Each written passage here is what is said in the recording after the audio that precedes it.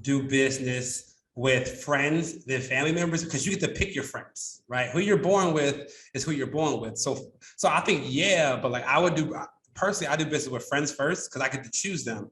And then I vet my family members really hard because I don't want to lose the relationship over a business venture, if that makes sense. Right.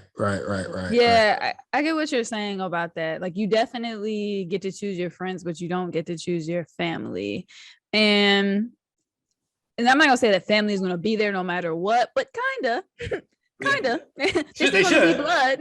Ideally, right? Be blood no matter what. So, sometimes that makes for a good not working relationship, but like a good well, hell, even a good working relationship, because like I know I can tell you the truth and you gonna be here because just gotta see you at Thanksgiving. Gotta see you at Thanksgiving. So I think that I agree with you there. Like, you get to choose your friends, don't get to choose your family. And if you can have a good business relationship with a friend or a family, I think that it's amazing, right? And one thing that I want to kind of preface this conversation with is this technique that I learned about friendship years ago when I actually went to church.